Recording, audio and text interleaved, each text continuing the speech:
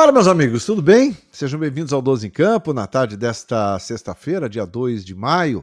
Muito obrigado pela companhia.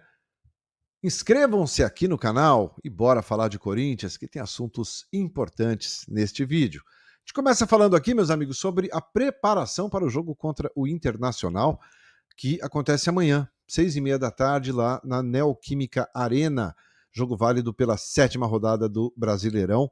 E claro que o Corinthians tem que vencer o jogo, precisa vencer o jogo para dar uma acalmada, para dar uma melhorada em termos de tabela, né, para dar um melhor início de trabalho possível ao técnico Dorival Júnior, que no treino da manhã usou muito ali a bola parada, fez um trabalho muito forte no sistema defensivo, claro, também com uma atenção especial ao ataque, mas a bola parada ofensiva e defensiva realmente foi o grande foco desse treinamento realizado na manhã desta sexta-feira. Até o Hugo Souza comentou, né, a Corinthians TV, que o Dorival tem uma coisa que é muito interessante, que ele deixa tudo muito bem explicado aos jogadores e tudo destrinchado demais, né, palavras do próprio Hugo Souza. E diz que fica muito mais fácil, né, para desenvolver dentro de campo aquilo que ele quer. Então, claro que o pensamento é de uma boa vitória contra o Internacional no jogo de amanhã. Bom, e aí o provável time, né? Eu até pensei num time pela manhã, mas agora com o treino a gente pode pensar em outro.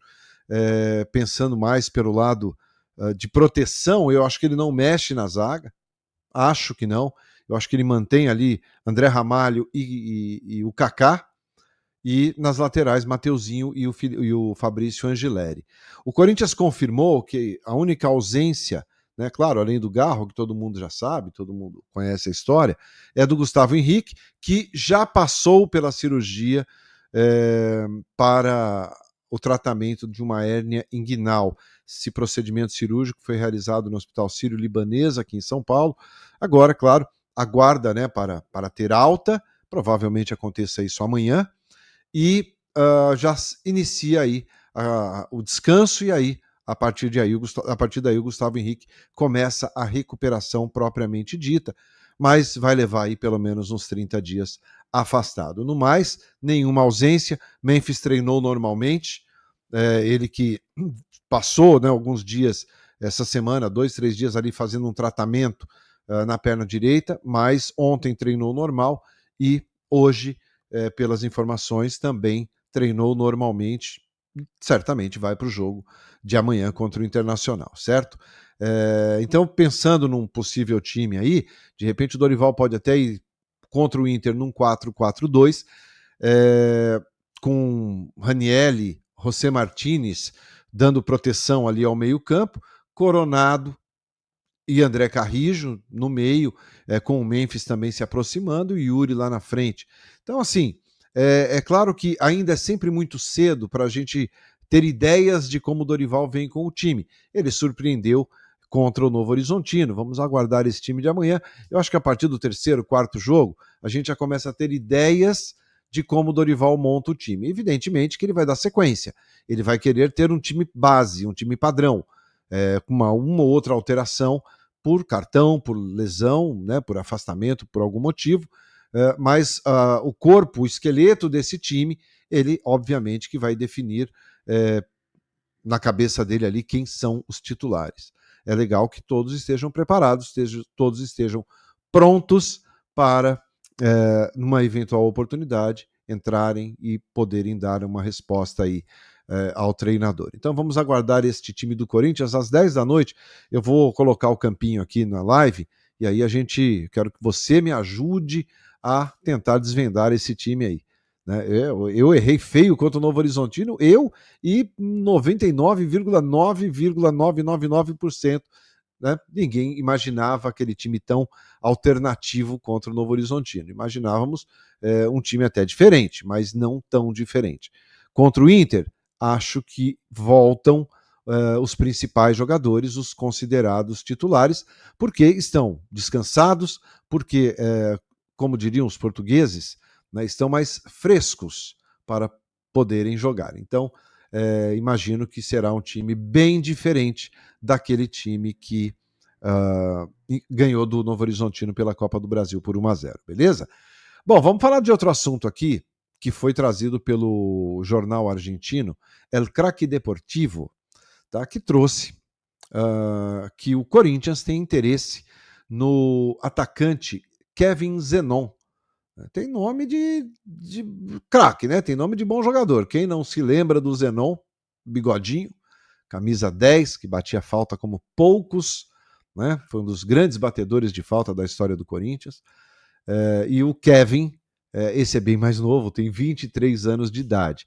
É um jogador que chegou ao Boca no início da temporada de 2024. Ele chegou em janeiro do ano passado lá, então tem um ano e 3 meses de clube.